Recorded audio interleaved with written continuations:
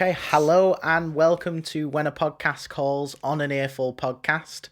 This is the horror variety show where today we're finally doing Scream 5 spoiler review, reaction, all of that. And I'm joined by everyone on the podcast, which is nice. Hey. Lunn, Matty, Ryan. All the boys. Let's go, boys. Had to get everyone for this, didn't we? Oh, yeah, we've been buzzing for this one. Yeah. Absolutely. So I think we're going to kick this off by... We did an instant reaction straight out the cinema. We're going to get Ryan's thoughts without spoilers, and then we're going to jump in and be spoiler heavy. So, Ryan, what were your first thoughts coming out the cinema without spoiling any bits? I fucking loved it. I had a smile on my face the entire time. Even down to like the song in the end credits, which I'm going to talk about later, was fucking sick. It just felt like a proper cinema experience where like it's a franchise I love. Went in super excited. It absolutely delivered. Probably more than I was expecting as well. Like I knew I was going to enjoy it. Like, you know how like me and Matty spoke about this when we did this quiz a few weeks ago, how like Halloween Kills, it was a bit shit, but I still enjoyed it. Yeah. This was fucking good. And so I enjoyed it. It lived up to the hype. So yeah, I loved it. I've got one small issue, which we're going to talk about later, but otherwise it was fucking perfect. Oh, nice. Okay. All right. Yeah, we're going to get your rating at the end, I think. Oh, what, the ranking? Yeah. Okay, that's cool. Maybe because I said a minute ago I was balancing between two of them, so maybe all the talking might get me to sway you. Side, but yeah, we'll figure. Do you know what? That's one of the things about these conversations where I'm like, fuck, because we'll talk about it and it'll sway me in my head where I'm like, maybe I'm wrong, or I absolutely hate this now. Yeah, it's just, the hard thing is when you've got to battle nostalgia. So like, yeah, for sure. It. Which I'll discuss that later when we go into the rankings. But yeah, like it was fucking good. Nice. Right. Spoiler warning from now on. Yeah. Let's talk about like some of our favorite things first off, and I'll leave it open. Who wants to kick it off? So should we talk about the opening scene, I guess, maybe? Yeah, because like this is one of those things that is obviously it's something that's original to Scream movies. Like you look forward to that opening scene. Obviously it changes every single movie, and you know what I mean, there's something different every time. So obviously Scream 1 you've got Thingy's death, Casey Becker's death, the whole iconic phone scene. Second one you've got the cinema scene, which is like, again, that's iconic. Like that's I think the best more because of Scary Movie, that probably hyped it up even more. And then you've got Scream 3 with Cotton's like death, which was obviously a surprise because he was like a main character getting killed off. And that was an awesome sequence. And now you've got this one, which sort of similarly Scream 4 as well. I completely skipped Scream 4 then. Because I think Scream 4's opening is the best thing about Scream 4. Not that we're going to go into it, but like, you know how you just mentioned then, like every single intro for Scream, although it's the same premise of Ghostface coming back in some way, they are quite unique. And like obviously 4 is very unique in the way how it kept jumping from like further out of the screen. That's it. It's like ultra meta. Like you couldn't get any more meta than that. So then, to the point where even when the intro comes in, you're like, this is going to be Stab, and then it's out of another TV. Yeah. It keeps you guessing up until that end point of the intro. Yeah. And then obviously on this one, you've got sort of like a similar representation of the original movie, which is what they're all on about. And they like it goes back to the original roots on this movie, and there's ties to the OG characters. So the whole opening sequence with the phone again, and her playing with the knives in the kitchen and that sort of thing. Yeah, and the like movie trivia now not being about films we know, but about Stab. The Babadook getting a mention as well. Yeah. Well, they do talk about the films we do know, though, because obviously that's what a lot of the premise of this one is the whole like take on like the elevated horror that's kind of been a big thing in the last few years. Yeah. So when she's like, obviously he's talking about the fictional series of Stab, which we know the answers anyway because it relates to the Scream films we've actually seen. So when you kind of translate that, but how which she's gets like more meta though. Yeah, but how she's kind of like, oh no, I prefer my elevated horror. Like, ask me about It Follows or Hereditary. I was like, yeah. But obviously you the like twist, that bit, Ryan. Yeah. But like obviously the twist in this one, like we were saying now, like each opening's different, and then this one goes back to the original, but it kind of doesn't, because the twist obviously is she doesn't die. Yeah, Like that's it. Yeah. you literally we've got the main character, and like she survives it. So yeah, that was definitely a different take, even though it was very close to like what the original was going for. That was pretty cool. And just going onto like the feelings of it. I don't know if any of you got it, but when the titles came up, I generally thought through my head like, wow, fuck, we've just watched the opening scene. Like that's how iconic the opening scenes in Scream are. I almost felt like I'd watched the film already, or like that was enough of the hype. I'm like, well, I've done it. I've seen it. That was the opening scene. This is what we're going to talk about. You were out the cinema as the title. Bit short, but I love that. The thing is, like, even if you watch the first trailer, like I've already the second trailer, which is, I know, like, I think so. You guys did, but the first trailer completely just ruined the intro. You know what I mean? It was pretty much a copy of what the intro. Apart from not knowing that she didn't die, it pretty much just spoiled the whole intro for us. And it's my least favorite intro, I think, out of all the films. I agree with you. Really? I'd agree. I wouldn't mean it's bad. It's not bad, but I think it's my least favorite. I think the only disappointing thing is the fact that it's the main character in the intro and she doesn't die, obviously. Yeah. I didn't know she was like, because I think I've definitely seen the first trailer, but I think I avoided the second trailer. So the only memory I had of seeing, is it Jenna Ortega? Is that the actress' name? The only memory I had of seeing her in the film and in the trailer was like the scenes that I was watching. So to be fair, I did think she was dead. So when they were like, she survived, I was like, oh fuck, that's cool. But yeah, I agree with Matty. They did put too much of it in the first trailer, apart from obviously, the kind of the commentary on where this film was going, which is obviously the take on what horror is now.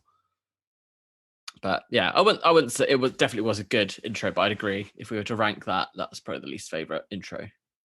Yeah, ranking intros is very different from ranking the actual films as well. Yeah. I think. I don't know. I still put the intro to this one over Scream 4. Right. But just in my own watch it again. It was in my own opinion. I just found it a bit anticlimactic when you got past stab 6 and it was stab 7, and then when you were like, "Is this another stab?" and then it comes up with Scream, you're like, "Oh!" And I just didn't have that like same connection to it. Like, here we go. Like I was just like, "Oh, it's another thing." It was more of a jokey intro, wasn't it? Like it didn't kind of like Scream 1, iconic, Drew Barrymore's scene. Scream 2 in the cinema, more iconic I'd argue, because of like what a scary movie did with it. 3 was like cool because it was like actually incorporated into the plot and killing off a big character straight away. 4, bit of a piss take around of it, and then 5, honoring the original. To me, that sounds like Lunn just got caught out and he forgets every time he watches Scream 4. He's like, here we go. Like, oh, fuck, it got me again. It's like,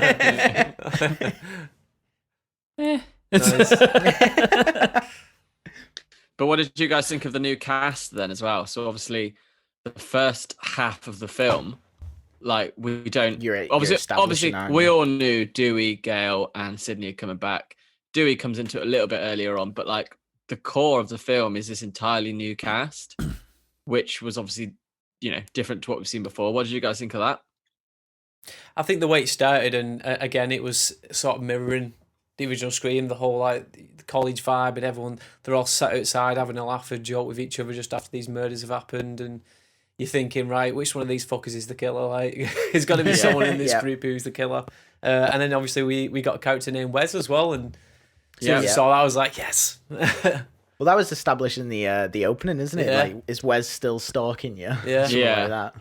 So jumping a bit ahead, did anyone else notice like the pun with that? Essentially, that obviously at the end of the film it's for Wes, because obviously honouring Wes Craven, but because of spoiler, Wes gets killed. That party is for Wes.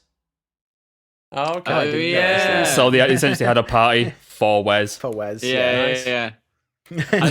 So, like, I was talking to my girlfriend about it on the way home, because she likes the films but doesn't know it's like our level kind of thing. So she didn't know who Wes Craven was or anything like that. So when like I mentioned it in the car, like, oh yeah, I really liked like the for Wes bit, she was like, I thought that was for the character. Like, no. I love that. That's great. But yeah, I thought the like establishing all the new characters was fine. The only bit where I struggled or was like getting confused is doing the math on how they're all related to the characters we do know to the original. And I'm like, shit, wait, so you're this, and just trying to work that out took me a hot minute, and by then it had already on to the next scene. Yeah, I think I figured out like halfway, or maybe just a bit further through the movie. Like after I'd probably seen them a few times, I was piecing it together in my head, like you said, because it happened so quick. They mentioned it so quick, and before you know, I do love that scene though, where we are skipping a bit ahead here, but where Dewey's brought to Martha's house, and you get to see Martha again, which is nice. Oh man, I was buzzing about the tribute to Randy on the fireplace. Yeah, and then it's like it goes through who everyone's related to. It's just a nice nod, and felt very familiar, even though it isn't. I can't remember all the relations now. So obviously you had the twins were Randy's niece and nephew. Obviously we know where, I can't remember all the characters' names yet, but you got Tara and Sam. They're obviously related to Billy, as we find out. What were the other ones? The other one was I'm trying to find his name now. Vince, who had the car, is Stu's nephew. Okay. Oh, right. So were they all to Stu there? Yeah. Were they all related? Because obviously, Amber lives in Stu's house. Amber just bought Stu's house. Yeah, she isn't related. So there wasn't. They didn't add like a relative connection there that I missed. No, yeah. As far as I know, anyway. You wanna? Yeah. I've only seen this because otherwise, when they were like working out, because I didn't guess who the killer was, but when they're like obviously making the connections, if like they all made these connections and there's just two there, like surely they're suspicious ones. Wish I was related.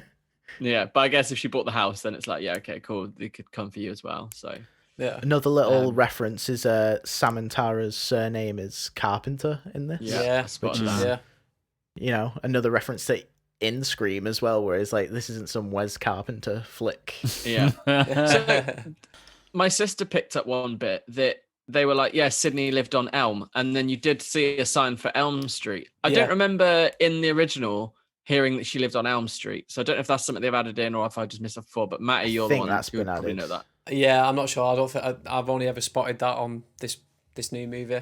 About that on this. Yeah, I remember seeing the sign come up on that, and I just turned to Lunn, and I was like, "Oh my fucking god!" I guess like they could add this stuff because it is like a tribute to Wes, and so I guess they can add that sort of stuff in. Like probably went back and go, "Well, we never found out what street she lived on. Fuck it." But hang on, to make this more suspect, in the original they talk about Nightmare on Elm Street, so the film Nightmare on Elm Street exists in this universe. Oh yeah.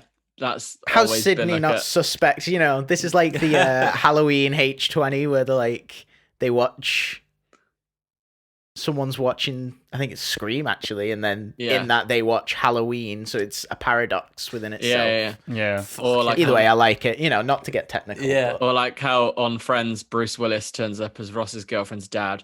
But Joey and Chandler watch Die Hard, so surely they'd be losing their shit. Bruce Willis has just turned up. What? I've never noticed that. That's great.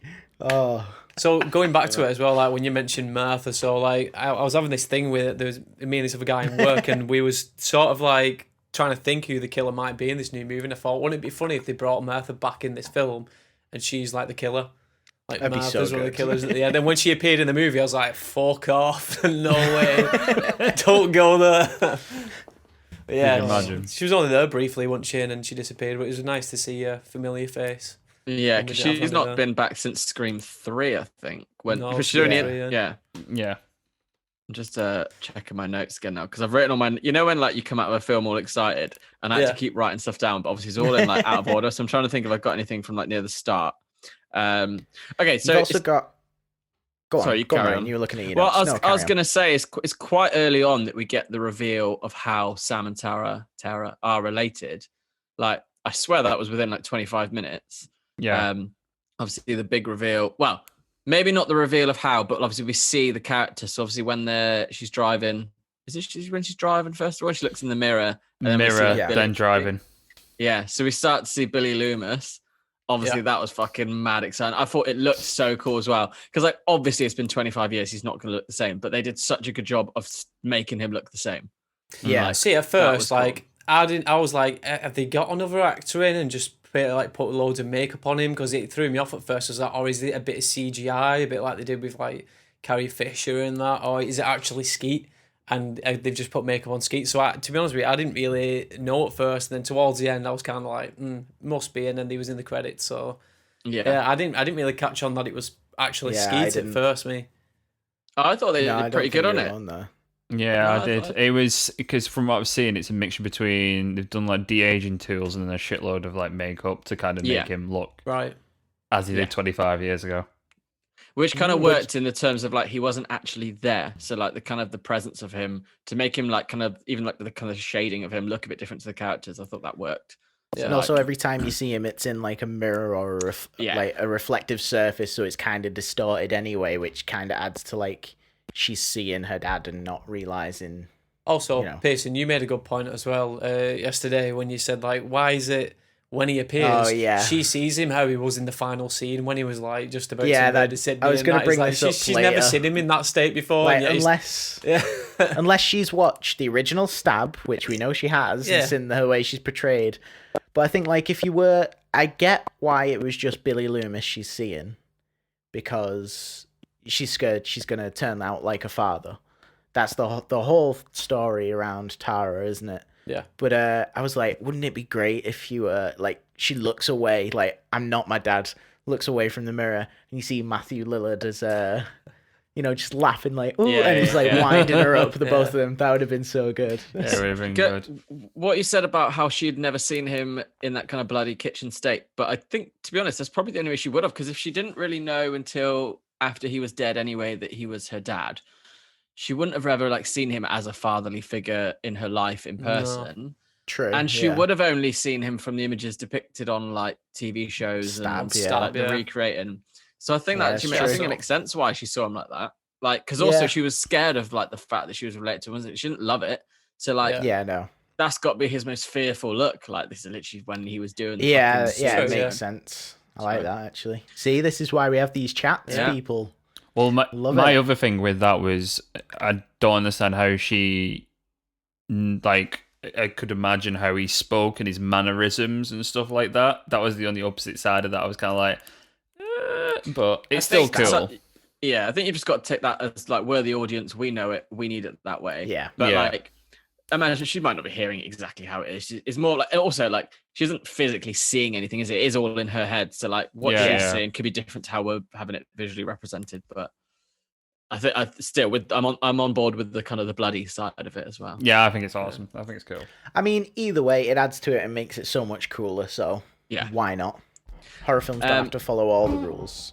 Yeah. I'm trying to think of the order of the killings so we can kind of go through it that way. So obviously you've got the opening scene. Who dies next? Is Vince? Is that the case? Yeah. Vince, yeah. She got Red Right Hand playing from the car. Yes. That was cool. And, that was nice. That was a proper big smile moment as soon as the music started. Like, and then just the way they edited it, how like it stopped, and then like at the kill you get the dong. Yeah. It was so well done. But my only gripe with that is like I felt like, as they kind of did a lot of times with this, where they kind of throw you off to kind of build up to make you think they're going for a typical cliche, and then it changes, which I'm going to talk about when we discuss Wes's death. But with that bit, I kind of thought, all right, they're putting this character in because obviously we're going to think, oh, creepy guy, he must be the killer. Obviously not.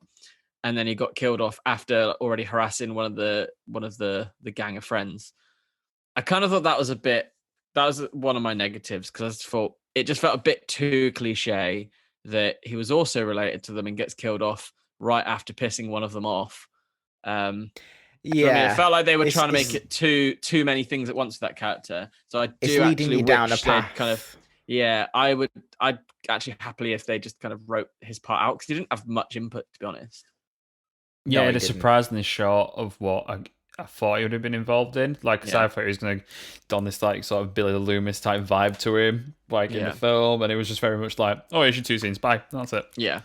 Which I feel bad thinking that way, because I've seen the actor on Twitter being absolutely buzzing that he's in it, and he's like, oh, I was a huge fan of the franchise. So I'm like, oh, mate, I'm happy for you, but your character was a bit shit. But I think like if no one's dying in the opening scene because we've got, one of the main characters, then it's gotta have, someone's gotta go immediately after. So yeah. And I think it'd piss me off if his character, like you saying, is Billy Loomis style, typical, you're just going to assume it's him throughout the whole thing. So kill that off and get rid of my expectations. I don't mind. Yeah, I guess. I suppose they didn't leave us hanging with it for long. Yeah. And then we get on to, so I think the next death that comes is Judy, but before that, there's a fucking brilliant line when, like, because obviously in this film, they're all like with Scream is a very self-aware horror. In this one, even the characters are self-aware. You know, these characters have watched the Stab movies, which are our Scream. So they're all aware of what's going on. You know, they're all pointing the finger, guessing, and like almost making jokes of, you know, like, oh, it's got to be the new love interest, or, you know, it's one of us, basically. And then when Wes is like, my mom was a character in one of those movies, and then someone's like, "Oh, shut up! She was one from the inferior sequels. No one cares about her." I proper chuckled at that bit. Yeah, it was so funny. I also loved. Obviously, it says after Judy dies, but on the fridge as Wes is opening it says lemon squares inside. I loved that. What's the lemon squares thing? What am I missing? In Scream 4, she makes Dewey lemon squares, and Dewey says he shouldn't. And he's what does Judy say? You're not cheating on your wife if you eat my lemon squares. And then when they're at the police station, like Gail walks past her and goes, "By the way, your lemon squares taste like ass," or something like that. And then Dewey's like, "They don't. They really don't." I remember that now. Yeah. Scream 4 is definitely the one I've seen the least. So like, even when I rewatch it, I forget it months later.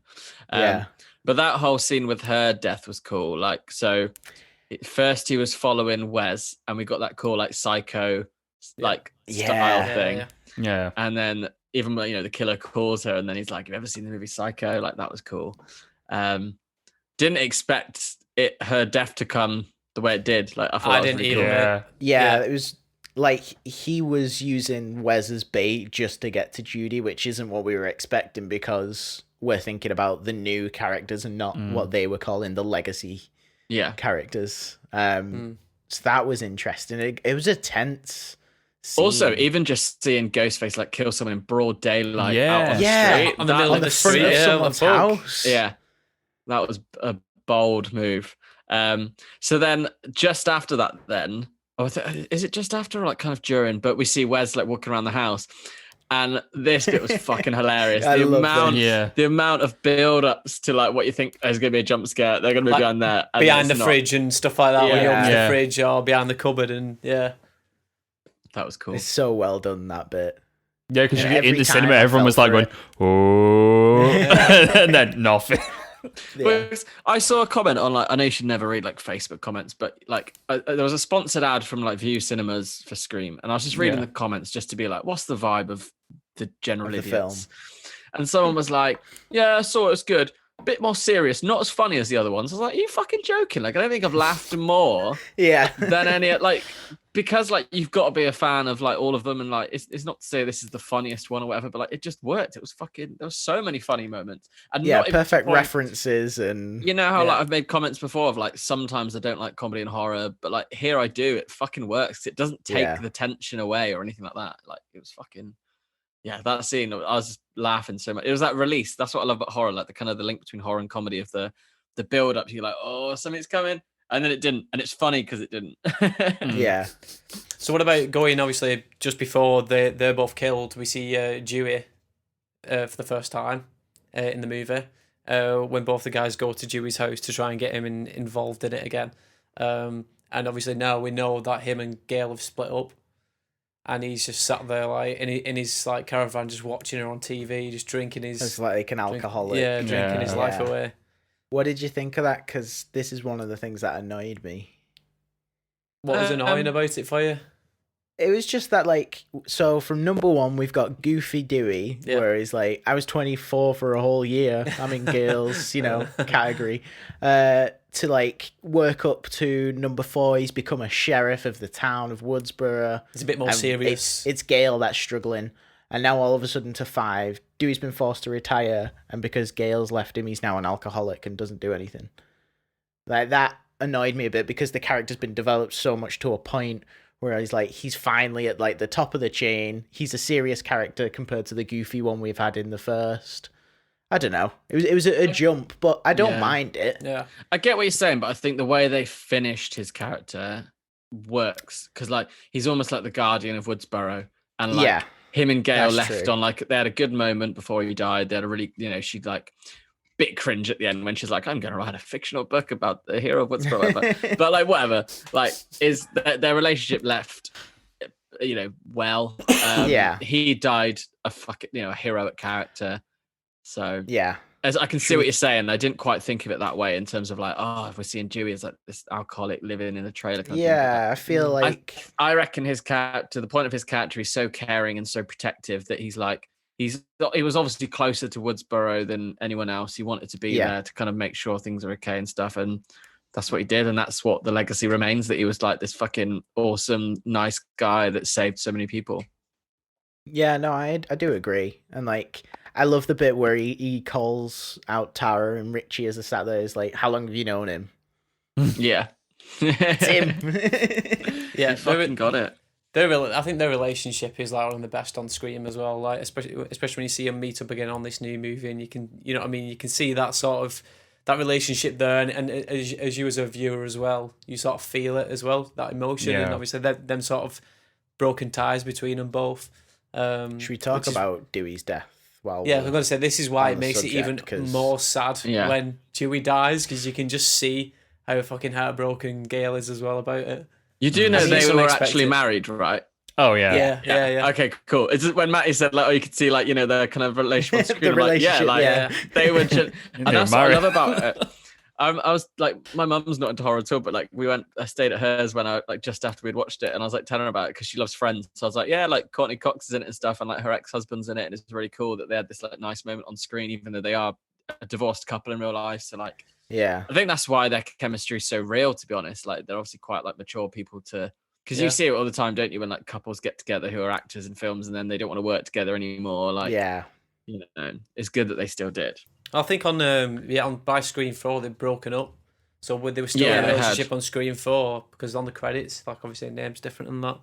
But like you said, it is cool to obviously it's that relationship in real life, and also bringing it on screen at the same time, but remaining professional about it. And because there's that one episode in there in Friends where like in the intro credits everyone's got the second name Arquette. Oh, what? Because is that true? Yeah, legit. There is one episode where everyone's like, so it's like David Schwimmer, Arquette, and What? I've never known that. That's so funny. I didn't know that. It's so good. That's funny. Yeah, we've got to search that after this. Yeah, that's great. I never noticed. Matty, for an intro for this, can we put Arquette at all of our names below? On all our names. Yeah. Do our names come up on the? No, but Matty's going to insert them. It's okay. All right. Cool. But yeah, so obviously this leads on to quite a big moment fairly early. It was like halfway through the film, wasn't it? Wait, no, hang on. No, he calls Sydney first. I'm trying to think of the order. Yeah, so Sydney's running with a pram like a dangerous mother does, and gets a call from Dewey. And it's like, don't come to Woodsboro. Do you have a gun? Yes, of course I have a gun. Yeah.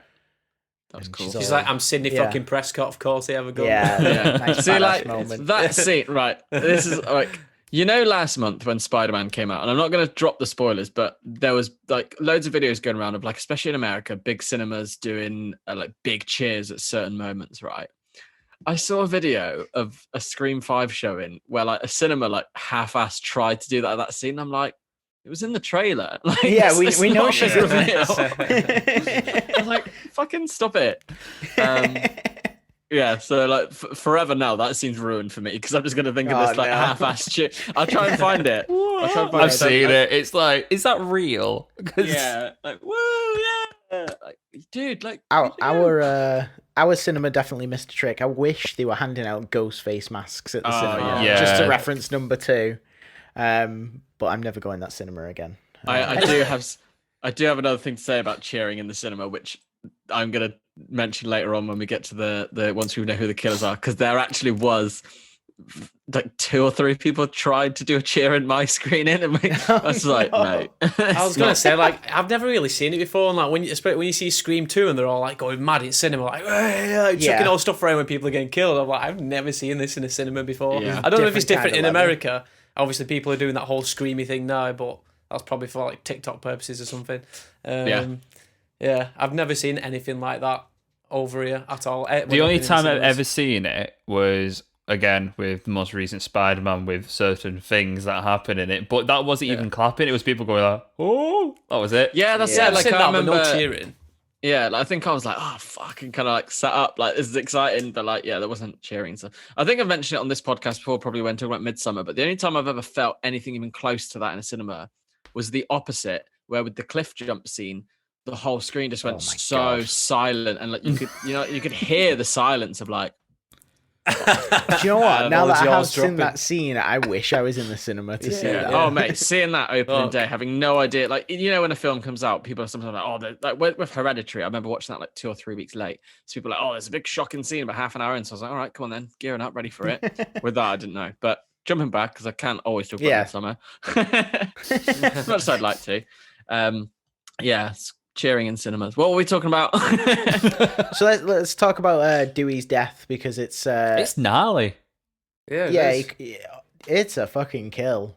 Like, if one of the big characters is going out, which I was hoping one of them would, it has to be big, because I think we were saying this, weren't we, Matty, on our like review of the Scream franchise, is the way Randy went out is very disappointing for him being such a big character.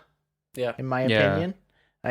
I wish his kill was bigger to celebrate his character more. Yeah. Whereas I feel like this one was fucking big, 2 knives either side, and let's go up. Jeez. I definitely knew Dewey was going to go in this. So I think we've all said, even if we probably listened back to when we chatted after the trailer, I think we're all like, Dewey's going to get it in this film. Well, again, that's something the trailer give away as well, isn't it? Like, in a way, like there's moments in there where like it looks like Dewey's going to die, and everyone was going on about it. So like Gail's reaction, that was. Like, remember, I think I said, I was like, she's got to be the only character she care about that much would be Dewey. So it was given. It was a cool scene though. Like, I bet you all knew it was coming as soon as he was in the lift and he turned around like, oh wait, and then even like the tone changed, like the music changed, and we were like, but it felt. I was like, we are watching him go to his death right now. And then, that was one of the notes I made about the brutality in this one, and like his death, especially. Like, and I think that shows from the new directors, because I don't know if most of us have seen Ready or not. Was it the director of that film, or 2 directors? And like that film gets fucking gory, like in a sick, cool way. It's bloody and like the scene with I think it's Wes's death, when like you kind of get the knife in the side. Or was that Dewey's death? No, that was Wes's death. Where it's like when it's like the side of his neck. Yeah, and that's why I was just like, they've definitely upped the brutality in this one, which I think is like a good thing, because it makes, because Ghostface is a different killer every time, which is something you don't get with any other horror film. So you can change the brutality, because we've seen like very clumsy Ghostface in the past. Whereas this was nice to like someone who's enjoying the kill, like the sadistic killers in slashers we love to see. Yeah. Someone who's watched. Here's a question to you lot then. So have you tried doing it yet where you've tried working out who was who in terms of which killer did which kill? I haven't, but yet. My sister messaged me just after we got him from seeing it. And she did, what did she say? She was like, right, like I literally could read her message out word for word. Nice. So shout out Jade, because I know you're actually going to listen to this one. So I think the killer, hang on, no, what she put? No, never mind. She was chatting about something else. Thanks, Jade. She did make a good note though, which I'll bring up when we get to who the killers are. So I'll come back to it. Okay, all right. But I do love working out. But no, I haven't. I think when I do the second viewing, that's when I'll try and piece that together. In the last the podcast me and Matty did, the Scream franchise, not to go on about it, but Matty mentioned there is a YouTube channel where someone works it out. Have they done it for the new one? I don't know if they've done it for I don't think they would have yet. I don't think they would have yet. It's a bit spoilery in it at the moment within the first week. We'll link it below the channel regardless, but yeah. Well, I definitely knew, like, especially towards the end, I had a feeling that Amber probably would have been the one to kill Dewey off. Because it wasn't the... because Richie's in the left. Yeah, that's the obvious one, isn't it? Because Dewey looks at Richie and says, you got to shoot him in the head. You always got to shoot him in the head. And then that's where we were like, bye-bye, Dewey. I thought a bit more of a fight was going to get put up, but it was just a quick and simple, like, get up and stab, and that was it. Do you know what? You saying that, though, I feel like beforehand, like, Dewey put up a good fight where you're like, he's used to this shit by now. And that was enjoyable to see rather than, like, running and, panicking. I think at that point he was just like, it's fucking happened. See you later, I'm done with this shit. Bye-bye. Sick of seeing this fucking mask. It's weird, right? So even though in many of the films there's been multiple killers, I still had it in my head that it was just going to be the one in this one. So when we were obviously suspecting Richie and Dewey made the comments at him, the fact that he was in the lift and when Dewey went off, like for me, that was when I was like, wow, it's not Richie then. Who's it going to be? Yeah, Well, yeah, I did. same. But I had the ridiculous theory. I was like, what if there's more than 2 killers? Well, I thought it was don't gonna know be why. 3. I was just like, let's break rules, you know. I genuinely Later thought it on, was there gonna be was 3. there was a brief moment when I thought there was going to be 3. I'll come to that. I'm trying to keep it like all my thoughts in order. Yeah, let's carry on. Let's carry on with the kills because I like what we've been talking about, and then we'll get to the killers and moments like that. Wes was the next kill, wasn't he? Yeah. So he's where does he encounter Ghostface? Because I know it's in the house. It's in the because he almost goes to open the door to see his yeah. mum's bloody body all over the drive. Then he shuts the door, doesn't he? And then as he Oh turns my around, God. Ghostface is there. That's it. Yeah. And then he tackles him against the door and he just gets stabbed in the... Well, no, he holds him back, doesn't he, for a bit? And well, then he double hands slowly it, doesn't pushes he? And then goes like... Yeah, Yeah. straight through. Which, if this is the first time I think where I've seen Ghostface use 2 hands to get a job done. Like, because he just... You've been watching Lunn? No, because I've gone through all of them in the past week. So, like, right, okay. like when in Scream, like this Scream where he goes to, like, backs up his other hand to kind of give it a bit of power extra through. force. Like, I was like, oh, never seen him do that before. Yeah. Yeah. It's like Adds what to the Pearson killers, said, though, isn't doesn't it? Yeah. It's like what Pearson said, that like Ghostface can change and adapt to like a new style. So again, wouldn't that have been is it Amber? Yeah, because wasn't Richie with Tara at the same time? Was it No, Tara? because it's Sam. He was So with Sam, wasn't he? Sam, sorry. So was it because they'd just been to Dewey's house? because Sam drives off, leaves Richie there, and Right. then it's like when it cuts to Judy, and then Wes comes Right. home. But my logic is that's Richie who does that kill. Right. how would he Need to get there? rewatch Do it you reckon again. do you reckon he got an Uber and like got dressed in the back? Yeah, I mean, You don't mind if I get changed in here, do you? Yeah. So who comes after So, Wes? So I After think Wes, after that, it is that's when. Dewey, isn't it? Oh yeah. yeah. And then- We so we talked skipped about ahead a Dewey's. little. So after Yeah, Dewey, And then We that's get- when Sydney comes back, because for a long time in the film, again, because I hadn't watched the second trailer and I didn't watch the trailer religiously, so I tried not to like memorize all yeah, of I'm the it. same. I was like, do you know what? I can't actually remember if I've seen any more of Sydney in the trailer. So I was like, maybe that's it. Maybe she does stay away and she only had a little cameo. And then she walked in and I was like, oh, thank fuck for that. Do you know what though? That wouldn't have been bad because with it being meta, when they're all in the room saying, "Oh, you're related to this person," we've got Randy's niece explaining the new rules of a requel, and Yes. they say the legacy characters are there to establish the franchise, but not actually be in it as much as so. Yeah. I think that's why it got into would my have head been as fine. well. Yeah, I love that whole speech about the requels. Like, it was perfect. it was very good, wasn't it? I didn't really realize how much of a dig they were making at like Star Wars and Rian Johnson, because I'm not a massive Star Wars guy. Like I'd watch them all and they're all right. So I watched another review in regards to that, where it's because the overall film is about toxic fandom and how they respond to when they get a film that they don't like. yeah. And So, that was for to instance, The prime Last example Jedi. was The Last Jedi, where they complain and bully whoever on social media to the point where some of the actors quit social media because of like the response from it. And obviously, who the killer's motive ends up being is very much in tie with that. Yeah. It's all fucking so meta, it just screws your head up so much. Well, we'll get on to the killers and motive. Let's carry on with the kills. Who's Right. next? So we get after Dewey- Sydney comes back, and then It's. I did. I will think if you say- skip ahead, I think it's where at the party Chad gets stabbed when he goes outside to find Yeah, his and we girlfriend. assume that's a kill, don't we? yeah. Oh, so before that, you get them going down into the basement. So you get Amber and you get Randy's. Oh, that was a nice. Who's the one? Yeah. What's her name now? Niece. 1 second. Let's get her name. Mindy. Mindy. Yeah, Is that the Mindy. one? Yeah, so we get Mindy going downstairs into the basement. So at this point, we don't know they're in Stu's old house. And when we saw the basement, I was like, that's sort of familiar, but it's not the same layout, is it? Because it was just a few steps that came down where you had the thing you could press in the original. On this, it's sort of laid out differently.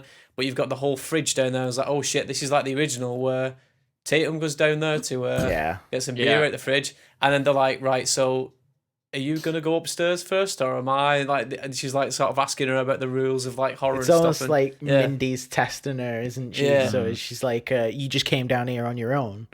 It's like, are you asking to get killed? She's like, well, what if I'm the killer? And it's like, well, I know you're not, because I'm the killer. And there's a nice like, and you're meanwhile sat in the cinema like, who the fuck's the killer? Yeah. That's what I mean about the comedy. Like, this fucking random person on Facebook comments has pissed me off. Like, it was so funny. Yeah, and we had a lot of be right backs as well in this film. I saw. Yeah, you should one of those films where you should probably have a shot every time you hear the words "be right back." Be right back. Even it's almost like hearing. Yeah, Rich. It's almost like hearing Evil Dies Tonight. Yeah. Sorry, Ryan. No, sorry. Richie's bit's hilarious because he's like, from the viewer's perspective at this point, he's so new to the franchise. So when they were like, "I'm gonna get some beer," and then they're like, and they're going down the basement, and he's like, "I'll be right back," and they're like, "Ah." He points. Yeah. Yeah. It's so good. I like that. So yeah, then after Chad, it's all out final scene, right? So why the fuck would you go outside as well? By the way, like why? He's trying to find his girlfriend that he assumes he is had the a killer, and that's weapon. the reason he's not having sex with her. Yeah, he did. A candlestick, Lunn. Yeah, I mean, he should have watched Stab enough times with Mindy, and his own like relative got killed. Then he should know that it's not a good thing to go outside on your own, especially. I mean, it's not a good thing to be in that house in general. No, Yeah, not there at is all. that. That is a good point. But then maybe like, because they are such movie buffs and like love the series, like it's almost like people would get the thrill of putting themselves in danger. Yeah, but they might have been like, you never know. They might have been like, oh well, we're Andy's niece and nephews. We're not going to get killed till the next one. But we do have that moment where a killer gets revealed and outright shoots someone. Yes. Which was totally left field. I'm pretty sure that's after that. I'm not missing anything in between, am I? Any kills or? No, yeah, that must be Chad. Chad gets killed after that. Yeah. Yeah. Well, he gets... Wait. Hang on. Who does she shoot? She shoots his girlfriend, doesn't she? Yeah, Liv. She shoots Liv in the face. Yeah. Shit, yeah. But just before that though, we get the moment where they so the party's kind of ended because like they all know it's all going to shit. And then the main cast all end up individually kind of running into the room. So they're all suspicious on each other. Because everyone's in it. Where have you come from? So then like, as the viewer, you're like the next person. It's almost like it's going around a circle and we're the extra person being like, well, yeah, who the fuck is it? Like, yeah. And then that's when it's like, I know you're not Amber the killer, just 'cause I am. outright pulls a gun. Yeah. Yeah. Shoots. Fucking did not see that coming. Yeah. But like I was suspicious of Amber throughout because the only reason Tara, Richie, and Sam end up back at Stu's house is there's a spur inhaler there that Amber's kept there for Sam. Yeah. And throughout it all, you're like, nah, just don't go. Just breathe slowly. Come on, it's fine. Don't go there. I think with Amber's character, they made her seem so kind of like the one with a bit of a screw loose type one. So you kind of thought.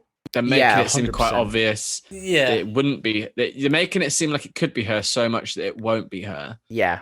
Which kind of works in a way because then it just flips it around, doesn't it? Like, because they're trying to trick the audience. So if we're tricked, then they've done the job, Yeah, it plays so well because we're like, maybe she's just a protective best friend, but there's something about her, so you suspect her. Yeah. Well, even the whole Tara thing as well. So when she goes upstairs and finds Tara in the cupboard and she's all like taped up and stuff, and you're thinking, hang on a second. Oh, that's Sam, isn't it? Sam goes and finds Tara tied up with the tape all around her and that, and you're thinking, oh shit. So like, is she the killer? Because she's hesitating to cut the tape.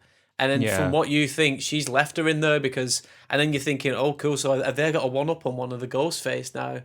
Or who they think might be like one of the killers, and then obviously later on you realise that she actually did untie her and she trusted her with it, but because like you think that Tara's brought him to the house, especially towards the end, you think they brought her to the house for that reason. Yeah, I forgot about that. Yeah, they kind of throw like almost a twist where like, because there was a moment where I was like, fuck, is it? Because Richie says like, I found out who it is. It's your sister. Yeah. So there is that moment, of like thinking, fuck. So when I was watching this throughout, I was suspicious of Amber and the sister. It is Tara, isn't it? Yeah. The younger sister, I'm confusing Tara and Sam right now in my head. But yeah, I was like, oh, it's got to be, the best friends, Amber and Tara. And then as soon as Richie said that in the basement, I was like, well, I'm wrong, because if I'm thinking exactly what you've said, I'm way off. I started off at the beginning of the film being like, oh, my bet is that it's going to be Wes. And then... Right. Yeah, they didn't really do a lot with his character, though, did they? Which I was quite surprised, because overall, he's quite a prominent actor, being in Reason, 13 Reasons Why and all that. I thought you would have stuck it out a bit longer. Also, they established him as sort of stalking and persisting to pursue Tara, and a slight love interest, whether it was reciprocated. They say he had a crush on Tara, or the other way. I can't remember, but they kind of built. They built his character up to a bit more to be killed off that early. But again, it's just to throw us off, I think. Well, yeah, because as soon as he got killed off, I was like, right, my bet's on that it's Amber, and then it was like, oh, I actually fucking got it right. The reason I didn't guess, so remember we heard rumours that Billy and Stu were both going to be back, and obviously we'd seen Billy by this point. I was like, surely it's going to be Stu. And so that's when another moment, Matty, you said you thought it was going to be 3 killers. I only thought that after we find out it's Amber, and then when we find out the next one is Richie, but there's someone in the Ghostface costume. I thought, well, we've seen both the others out of costume at the party, so who's the third one going to be? And I was so hoping they'd pull the mask off and it's Stu, older. Obviously, Amber had put the costume back on, but see, I was at the same point as you, Ryan. As soon as I saw what's he called, Richie, get rescued from the closet and he's been shot in the leg, and that's around the point where I thought there must be a third Ghostface knocking around. I'd have loved more than 2 killers, and you know what? That would have been different, wouldn't it? That would have been a different set of rules for the new film as well. So. We didn't get it. But did anyone see Richie come in to be the killer? No, I was genuinely surprised at that. Because it throws you off because he's not a fan of the Stab franchise, and you see him watching Dead Meat, which isn't Dead Meat in this universe, which was a nice nod. You see James and Chelsea from the Dead Meat. Did you notice channel. The side suggested videos on that where they I didn't when I was watching it, but I was going to get to this towards the end with the Easter eggs. I think I know what you're going to say though. Let's talk about it now, because I didn't notice it, but I've seen people talk about it now. Yeah, so go on, Ryan. you go on. Oh no, because I didn't notice it, so you tell us. So it's was the character Kirby from Scream 4? Yeah, so that it confirms that Kirby survived the stabbing from Scream 4. Yeah. Which Wes in the deleted scenes in Scream 4, he sort of says that she possibly survives the film, but he never fully confirms it. They never wanted to kill her off, did they? And then they wanted her to maybe continue to be a character, and then obviously left it out in the open. Yeah. Also, have you noticed, obviously, in this film, Sydney, for once, isn't the centerpiece of the killer's target? Yeah. For once. It's not all centered around Sydney. She just happened to be there at the time, and it was just convenient that she was there for them to kill. Which is nice. Attempt to kill. It's refreshing. Yeah. One thing about with Sydney's involvement and a line we got in the trailer was that, "Hello, Sydney, it's an honor." But that isn't how it happens in the film, is it? And I was slightly disappointed at that, because he says it when he's killing Dewey, and it wasn't quite as it makes sense that killing one of the main cast, for sure, that kind of wasn't in the plan, and now it's this is really sick. But that I was a bit disappointed with that. I really even though we'd heard it in the trailer, I wanted to hear that on the screen and just feel that fucking moment. But that was the editors fucking throwing people off. You could have had both. It's just different killers at the time. That'd have been nice. They both, I wouldn't have minded that. But let's so you have Richie stab out of nowhere surprised me, and that's the reveal that he is the other killer. And then the way Richie dies, I was just like, oh fuck yeah, I can see that you're related to Billy Loomis right now. Keep going. Keep stabbing him. That was fucking bloody and brutal, which is, something new we're seeing. Yeah. That was gnarly. Oh shit, because she has the flashback where she's obviously just about to get killed when Richie's sort of overpowering her, and then you see Billy and he's sort of pointing towards the knife on the floor underneath the curtain, kind of thing. And he's pointing to, and it's like, this is the first time you actually want the killer. Like you're on the killer's side. You're like, yes, go on, Billy. See, that was my biggest negative of the film, right? So I loved Billy coming back. So he comes back in the film 4 times in total, right? First 2 were good.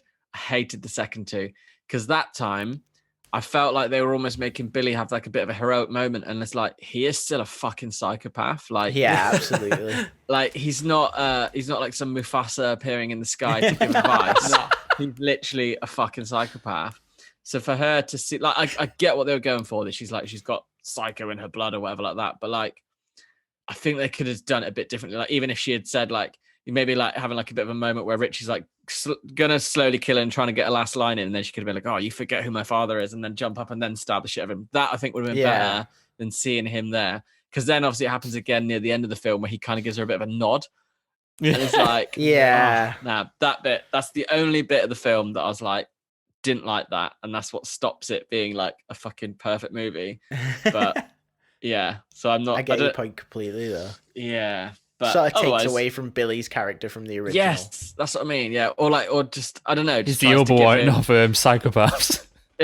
Just tries to give him a bit of a sympathetic side again. Yeah, I don't know. Like you said, it feels like we're kind of siding with Billy a little bit there, but like, nah, we shouldn't be. Yeah, no. All you was missing at the end of the film was like on Star Wars when all the Force like souls are all stuck there. The Force ghosts are just waving them off. Yeah. It's just Billy, Roman, Mrs. Loomis, and Mickey just in a row, just like Roman. Yeah, it's clapping. That's so funny. And they could have gone for like a Spider-Man multiverse type thing and had Doofy from Scary Movies. There's Hoover. Fuck it, that's a deleted scene I want to see. Oh, I love that. That'd be incredible. See, now that's a good point, right? And like, I wonder what the deleted scenes are going to be for this film and what bits they decided to just clip out of it and stuff. So there is things missing because there's bits in the trailer that aren't in the film. 1 second before that. If we ever do a parody promotional video, can it please be this point right now where it's them Force Ghosts? We have to create that somehow. Sorry, Lunn, go on. Just to add to that, we should have the "What's Up" ghost face just right at the end, just with the tongue stick out. Yeah. So there's in the trailer, there's certain scenes that aren't in the film. So, for example, when Vince gets killed, there's the backlit shot of the silhouette of Ghostface, like putting his arms out when he's about to stab. That's not in the film. Was it not? No, because he just does the front shot of him stabbing him in the back. Doesn't go for also. We don't have in the second trailer, which I think I watched. We have like a chrome ghost face mask, and I know Matty has told me this, but I'm saying it now so you can correct me. There's also like a flamethrower shot I think we saw in the trailer. Yeah. We didn't see, but I think that might be Stab. That's Stab on the James A. Janice clip. Yeah, I swear we see it, but like in a different way. Like rather than seeing it on a full screen, I swear you see it just on when they're watching the YouTube screen. Yeah, it is. It's on a and YouTube they're talking clip, about the reboot of Stab 8. I swear there's a bit with the flamethrower, unless like your mind works. So because I have seen the trailer before. Yeah. I'll try and spot it when I watch it again. They replace it because in Stab 8, they say that they replace the knife, the signature stabbing weapon, obviously it's a stabbing weapon. They replaced it with a flamethrower, and the Ghostface has no sleeves, and he's tanked, and he's like metallic Ghostface mask. He's like Jason X. Yeah. I am disappointed that we didn't get any reference to Stab 5, which includes time travel. If it's all about Stab, in Scream 4, they say, it really went off course when they introduced time travel in Stab 5. I want to see that now. I want to see all the Stab movies. Yeah. I want to see them. Even if they're only like 4 minutes long. You know how like, what's that show where there's like a movie within the show? Oh, it's Always Sunny. And they got the Thundergun movies and someone's actually pieced it all together. Like, even if someone just does that with all Stab stuff. Yeah. Did anyone notice the IMDb list of actors that were apparently in the original Stab? Like when she's looking through it, one of them is David Schwimmer. Yeah. Oh, really? So I swear they make a comment about David Schwimmer in one of the recent Scream movies. I think it's Scream 3. They make a comment about why that David Schwimmer didn't come back. When they sat on the steps at the start, when Cotton's been killed, so they're talking about like the new cast and whatever. They say, oh, there's a reason why David Schwimmer didn't come back. Yeah, I think that's why it didn't take me by surprise when I saw his name. I was like, yeah, I've definitely seen him within this storyline be involved in the Stab movies. But that was cool how they like keep up the continuity there. But yeah, we've one more kill to talk about, and then we can go all out. Okay, who was the last? Amber's death. Oh damn! Oh yes. Sorry, I've kind of forgot because obviously we were talking about kills rather than the killers being killed. Yeah. That was sick. That was Richie's death, but yeah, Amber's was surprising as well. Yeah. So I can't remember what happens because like what happens in the final moment kind of makes me forget what happened before. What happens before? Oh right, she gets covered in like. Do they pour liquid on her or something like that? Because she catches fire, but how does she get flammable? Oh, what did they do now? I think they do. Do they smash a bottle of alcohol over her or something? Yeah, that was it. Yeah, that was it. And then the Hobbs on, and it's executed by Sydney and Gail, but Gail has the last laugh in the end after she's gloating about killing Dewey. Yeah. What did they say? No, they said like a quote just before she gets set on fire. Oh, I don't know. I must have missed this. Oh, it's when she's like basically on fire, and you go, "Oh, that's a hot take" or something like that. Oh, something like that. Yeah, that sounds about I swear they do say something just before. Like I thought it was just before. Yeah, but I can't remember what it is. But right, so throughout the entire film, I was trying to work out where I've seen Amber before because I've seen her in another film. She's quite a new actress. Right. Not gonna lie, had a massive crush on her, so I've now got a new favorite person that I want to see in more horror films. But I was like, where the fuck have I seen this girl before? And when I saw her like do the bit where she runs around on fire, I was like, I've seen this before. So I know what you're gonna say. Yes, I know what you're on about. Oh fuck, I didn't even realise. Lunn, have you seen Once Upon a Time in Hollywood? Oh no. Oh, okay. Yeah, that's such a good I know scene. what you mean. Such a good scene. And that's a flamethrower as well, isn't it? Yeah. She goes out in the same way she runs around on fire in both films. Wow. It's like her, she's got like a proper iconic signature scream. So I was like, shit. Yeah, so that was fucking cool. Yeah, was not expecting Amber to run back through after being lit on fire. Yeah, and it looked so cool. Again, when we were talking about how like brutal this film was, whereas like in the other like Scream movies, it's all just kind of stabbing and like a bit of like kind of fake blood and stuff. This one was gore, and like her face was like melted and burning, and her eye had gone all like weird and shit. Yeah. To be fair, the Once Upon a Time in Hollywood is a bit grim as well. The way she dies on that. Yeah, that's a full on like running around screaming on fire, and then she ends up in the pool, and then and another flamethrower. Both films kind of had a flamethrower. Yeah. So many parallels from Scream 5 and Once Upon a Time in Hollywood. So now we've done the kills. Before we jump onto the next bit, can I have a toilet break? Yeah, go for it, mate. Thanks, boys. I'm gonna go as well. Actually, be right back. Yeah. All right, guys. I'll good talk. Good talk, guys. Yeah, well, thanks. So we've done the kills. Quick reference that no one might have noticed. So Jack Quaid obviously plays Richie. Yeah. In Scream 1, I think it is, there is a reference that says if Sydney's played in the film, Dewey says, "Oh, it'll be Meg Ryan that plays you." Jack Quaid is Meg Ryan's son. Cool. I did not know that. I obviously knew who his dad is, but I only heard the other day when someone was talking about him that his mum's Meg Ryan. Damn. Nice. So if we're jumping on Easter eggs really quick, I've got a few. We've done the kills. Let's transition onto Easter eggs, and then we'll do favorite moments. So I want to talk the motives though. There's a little bit. Yeah, I definitely do. Yeah. So when we first see Sydney again, she's on the phone. We find out that her husband's name is Mark, which is more than likely Mark Kincaid from Scream 3, the police officer. Yeah, and they're all at the house at the end. She's now got a baby and stuff. He didn't get mentioned in Scream 4, but obviously it's a possibility that it's Mark Kincaid. Then he had wrote down Kirby's alive, which we mentioned before. So the whole thing with the Billy Loomis flashbacks, in the original film, he says a line when he's in the kitchen with Sydney on the end scene, when they mentioned about her having flashbacks of her mother, like dead or stuff like stuff like that, or just flashbacks of her mother in general. And Billy Loomis says the line, "It's like Jodie Foster in Silence of the Lambs having flashbacks of her dead father." which is exactly what's happening in the new movie now. Yeah, She's having flashbacks of her dead father, so that's a cool little link there. And then there's one more thing which I thought was cool. I didn't see this myself. I've read this one recently, so I'm gonna have to check this out on the watch back. But apparently in Dewey's caravan, or trailer, whatever you want to call it, on the mantelpiece there is the ashes of Tatum. Oh, Yeah, I saw heard about that. I Yeah. didn't see that. So I didn't see Damn. that either, so I'm gonna look out for that next. But yeah, it's cool that she's getting the reference. Yeah, because the Yeah. way I read it was someone saying like you never really hear of Tatum again in the sequels, even though it is literally his sister.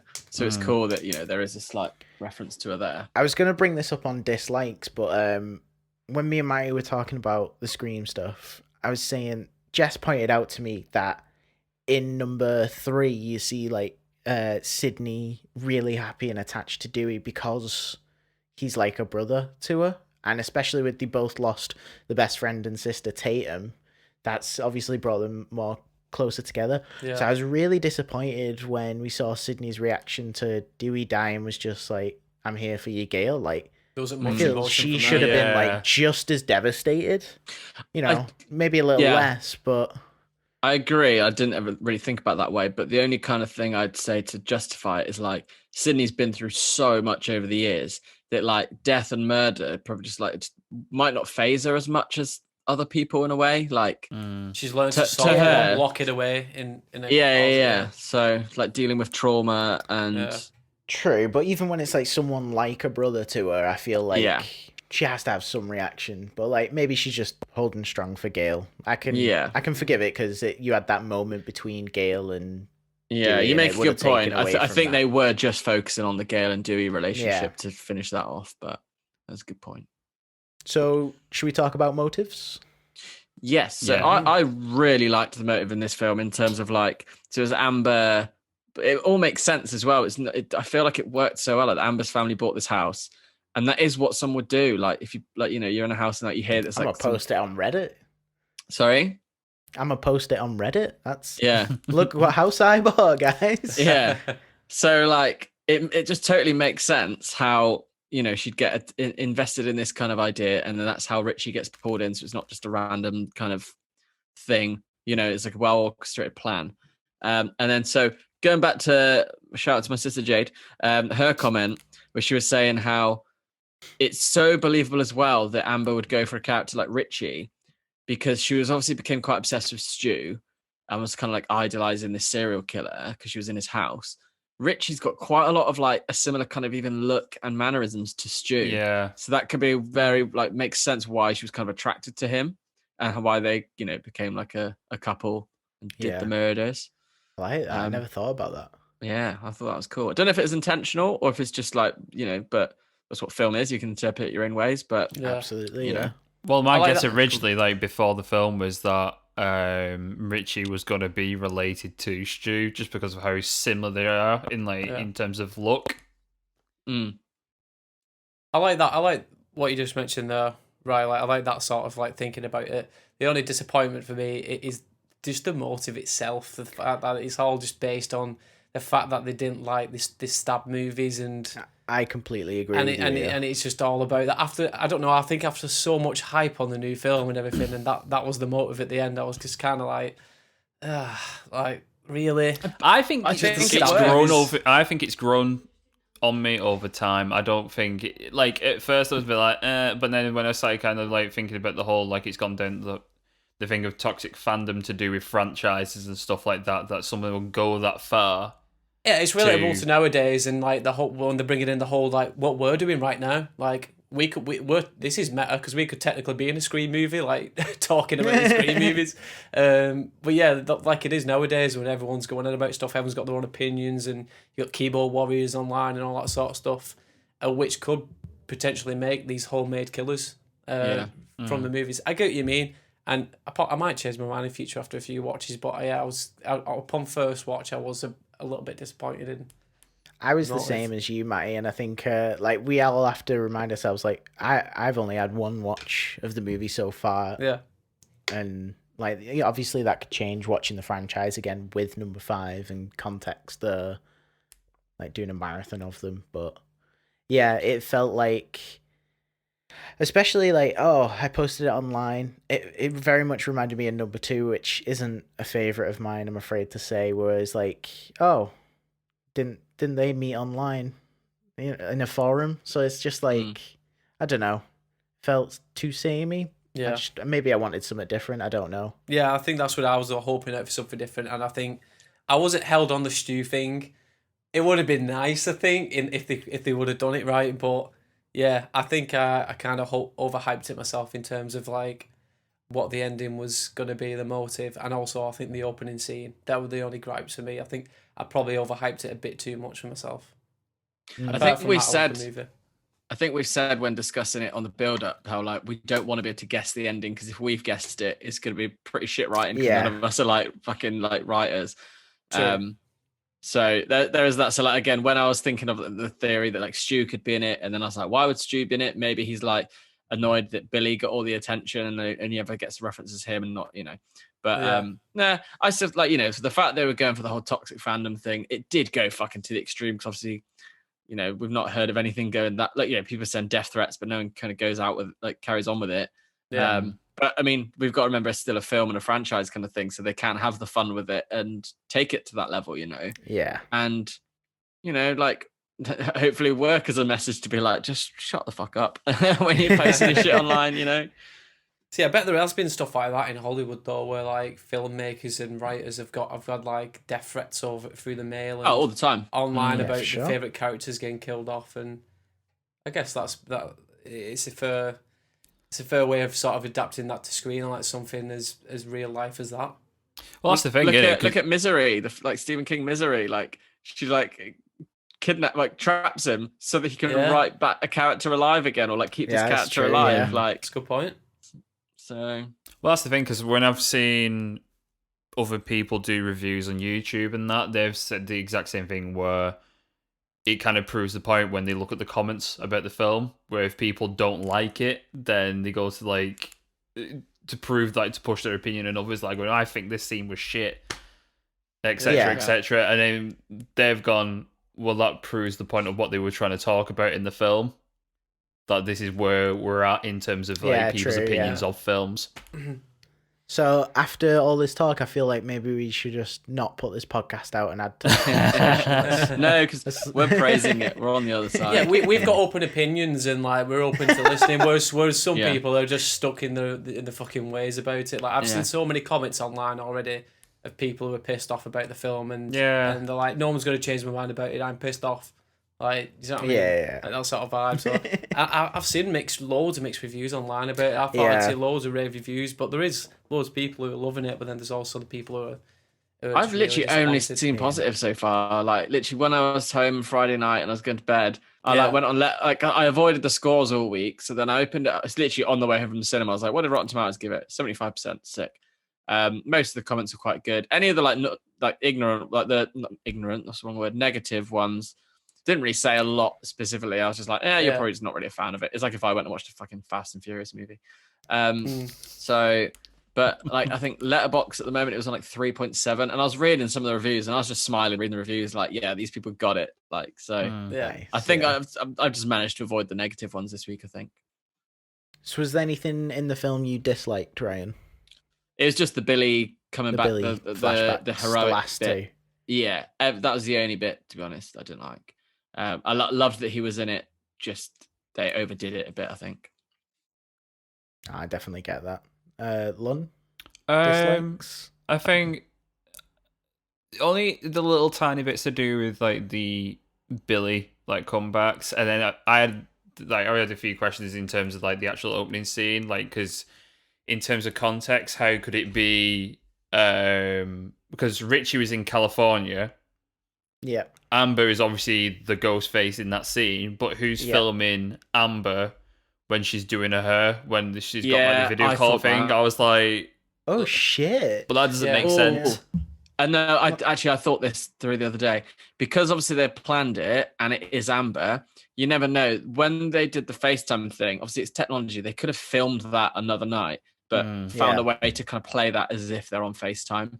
Yeah, so you might have been like, I'm outside, or the killer was like, I'm outside Amber's house, but they weren't. They'd filmed that maybe a few days Yeah. before on the build up to it. So that Very I true. can let it slide. But I did think that. I never thought about that at all.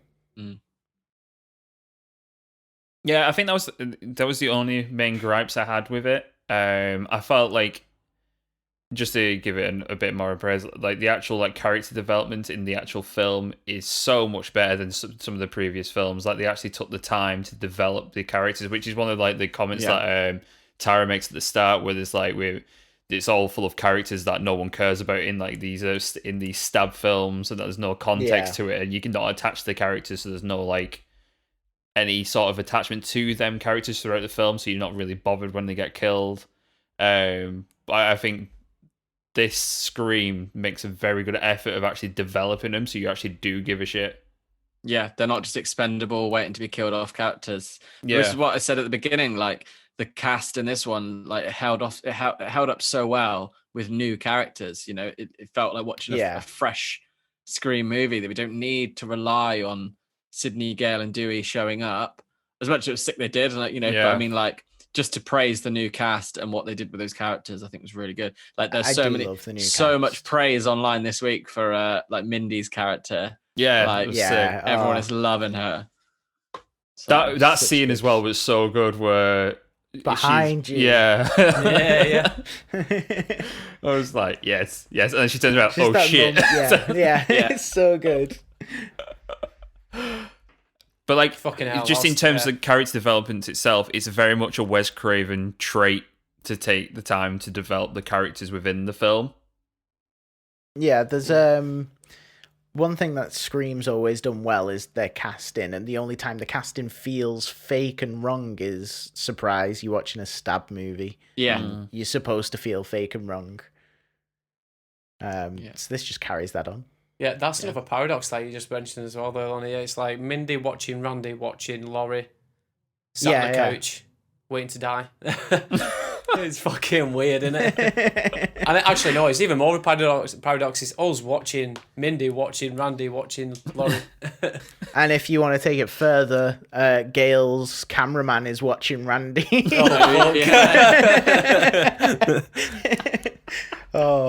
So... have we any more to add? Have we missed anything, or should we ask for ratings? There was one thing I didn't. Go on, both. Yeah. Right, mine is only quick. So when it was Wes's death and he was walking around the kitchen, and obviously Judy had been killed outside, I was fully expecting her to be hanging up on the tree like Drew Barrymore. Yeah. I don't know if anyone else thought that. I don't know if anyone else thought didn't, that, but I was but like, have been... fully expecting him to be like, she was at the sink at the window, and I was fully expecting to look up, and then you see like at the tree. Yeah. Oh damn, that would have been impressive. Cool. Yeah.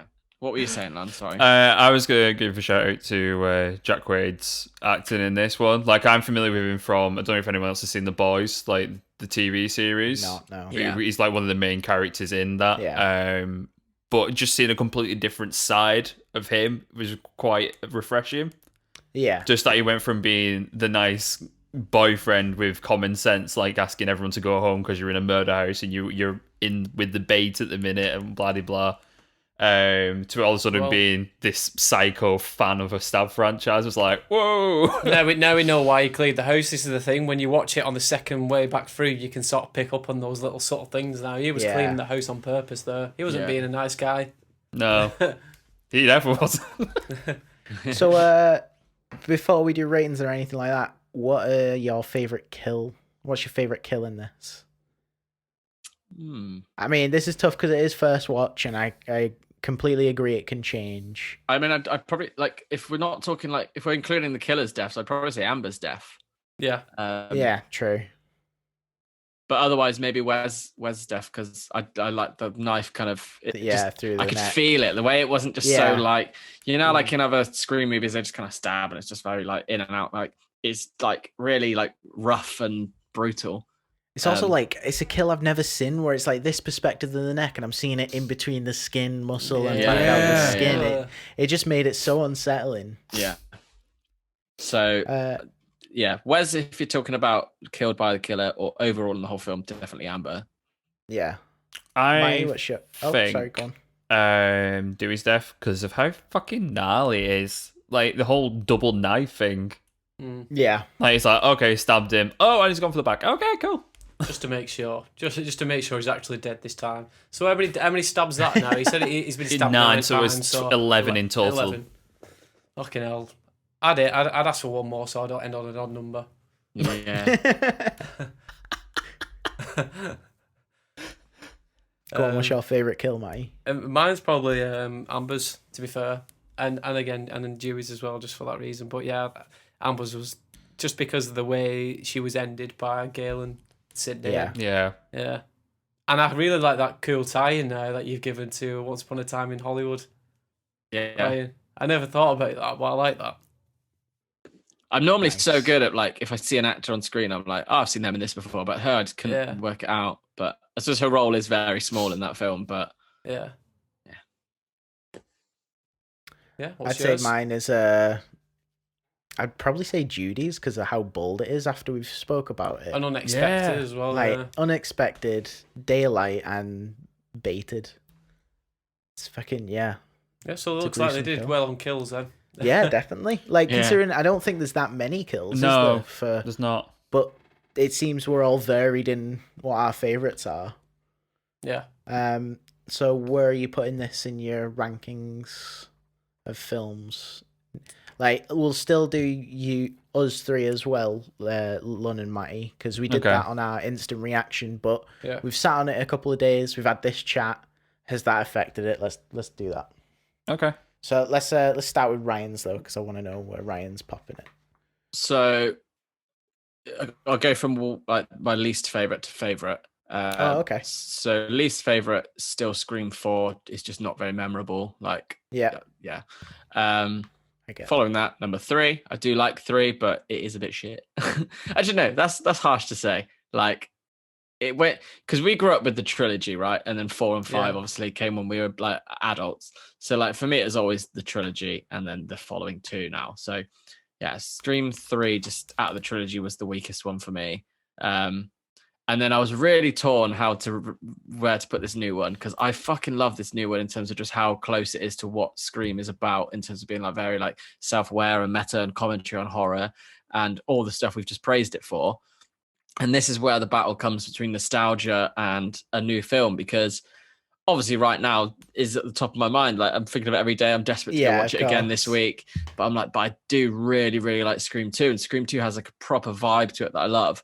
So I think nostalgia is going to win, and I'm going to have to put Scream 5 in the 3rd place, but it's so close to 2. Damn. I think as a film, I actually think Scream 5 is better. But if this is my rankings, you know, like I said, if you were to be like, which one do you want to watch in a few years' time, I'd probably like Scream 2. So yeah, 2nd place, Scream 2, and then original at the top. Nice. Even saying it out loud, I'm like, oh no, but I fucking love Scream 5. It's so good. But I'm sticking with it for now. I'm going to ask you again after you've watched it, and then he'll be I think I need a second viewing to like really work it out, but yeah. Go on, Lunn. So stayed the same as what we spoke about? Yeah, Go least favourite to favourite. I'm trying to... It's weird doing it the opposite way around. So least favourite Scream 4, as I've mentioned to you countless of times, I hate whatever effect they had on that during filming. My Christ, it is awful. I don't know. It just drives me insane every time I watch it or see a clip or a screenshot and they've got this weird fucking glow to him throughout. I'm like, what the fuck were they doing? That, as well, like Ryan said, it's not the most memorable film. Going from that, I'd say Scream 2. Then to Scream... So I already know Pearson put Scream 2 at the bottom, so... so then Scream 2, Scream 3. Scream 2, Scream 3, new one, 1. Nice. Did I put Scream 2 at the bottom? No, you put 4, I think. Yeah, I was going to say. Yours is okay. If I said that. So yeah, we'll do mine and then we'll jump to yours, Mike. So mine's 4, 2, 5, 3, 1. I can't believe you put 3. Like, what do you love about the? I mean, I need to listen to the chat you did last week. That wasn't on, but I mean, 3's got like you could get more like backstory of Maureen Prescott, history. You know, it's not just us learning about Maureen Prescott; it's also Sydney. And I feel like 2's just copying what happened in number 1, but like in a different way. Mm. It's like a more revenge and I like the new location in that. Yeah, Roman's motive is solid, and that, like Yeah. I said, the whole backstory about it. I like the setting of the film. I like the characters in the film. The soundtrack's bang on as well. And I feel like that's what lets 4 down. Is like 4 could have had anyone be the killer. You know, Roman has this family, or you know, this, you know, his half brother that you didn't know. But no, it's just fucking a cousin. Anyway, Matty, what's your ranking? So I'm just gonna do it the way that I normally do it. Just my favorite. Oh, okay. So Matty's going for yeah. Had to change it from what we've been I consistent this way. So one's my favorite. So I'll go 1, 3, 5, 2, 4. So all of us put 4 at the bottom. Yeah. And 1 at the top. Yeah. Which now I can say is the correct order, you know, as long as those 2 are either side. Yeah. I mean, like, because you're fair, we all like all the other. I mean, there's not a Scream movie I dislike. I know, Lunn, you're really not a fan of 4. Like I can live with it. Like I'm fine with saying it's an alright film, but I think there's certain bits about it that I'm like, it could be so we're all better. happily going to watch any of these at any time. But if we had a preference, that's it. It's nothing against those films. Well, I'm the same as you as well, Ryan. Like, it's the fact that obviously we grew up with the trilogy, and now when I watch it, I could happily just watch the trilogy and leave it at that if I was on a binge. You know what I mean? I watched Scream 4 around this time, and I do ever so often. But the only obviously reason I did it is to sort of continuity purposes and stuff. But if I was just wanting a little binge on Scream, I'd happily just watch the trilogy and just leave it at that, and that'll just satisfy. That'll just satisfy me. What's nice about the trilogy is it comes full circle as Roman's saying he's the one that manipulated Billy and Billy. And you know, gave him that push that he needed, kind of thing. So it all fits perfectly. You can take a step back, and it's sort of like the Maureen Prescott trilogy, isn't it? yeah, it is. Yeah, but then 5 works really well. And when you go to the requel thing of being like, you've got that full circle trilogy, but here's where we're going to kind of come back around and requel is a thing. I love it. So there's been something recently where the directors have actually said that they feel like Roman in Scream 3 is underrated. Because for those who don't know, there was a writer's strike or some sort of issue at the time of doing Scream 3. And then there's also the thing of that Neve Campbell was unsure whether she wanted to be in the 3rd film, so that's why she's only in it for like half of it. Oh shit! So they feel like he's a bit underrated and deserves a bit more depth to him. So if they were going to like do more, then they probably might look at trying to expand the whole Roman story with that as well. Yeah, there's definitely like a huge open gap there. So before we finish this, Ryan, were you saying you saw things about Scream 6 and potential new? Yes. Stuff? Well, nothing like official, more like just, rumors. You get rumors and stuff.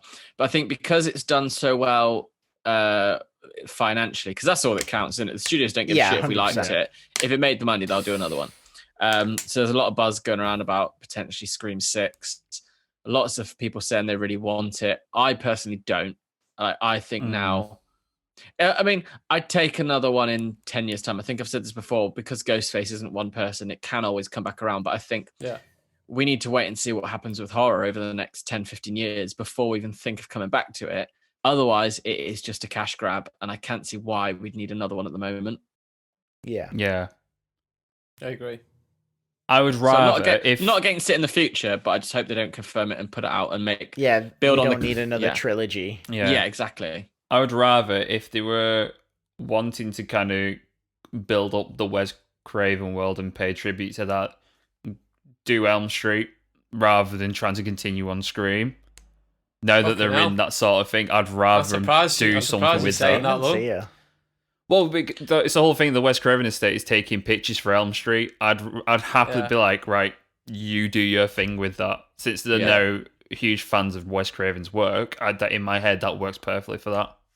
I'm up for a recall of Nightmare on Elm Street. Because obviously, like with those, they were obviously made a long time ago. They are very quite dated. And I've not seen that remake they did. Apparently, it's bullshit. No. So I'm not going to bother. I'd quite like there to be like. Would you do it for a podcast so we can just slate it? Yeah. Guys, future podcast right there. Let's go. That was easy to win me over to watch it, but I'd watch it for a purpose, yeah. But Yeah. I've got no interest. I know it's gonna be shit. Like I would love to see because I've only got into Nightmare on Elm Street over the last kind of couple of years, so it'd be good to see a fresh one. Yeah. With Robert Englund because he's still going strong. Touch wood, fucking hell. Like it would be cool. So yeah, maybe focus on that for a bit, see what happens with horror, and then come back round for Scream 6 like in 10 years' time. Yeah, because Scream's an observation piece on what horror is at that point, rather than it being, oh, here's another Ghostface killer. Because it needs to fit within the context. It needs to be relevant at that time. And if they did it again now, it'd be just the same stuff. Like, there's nothing massively changed about it. Yeah, 100%. waiting is the perfect thing to do.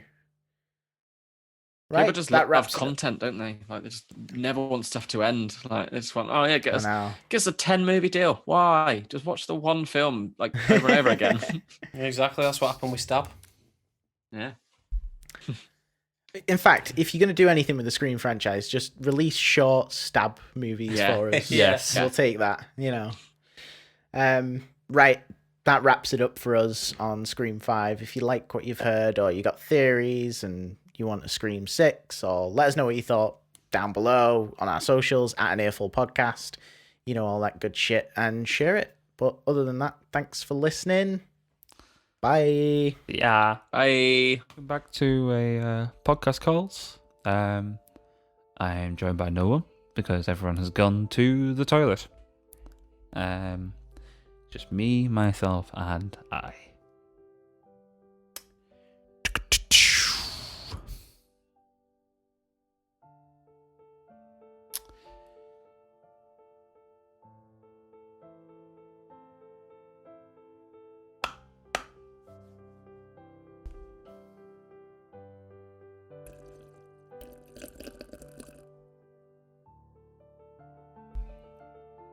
One eternity later. As you can see, I'm just passing the time.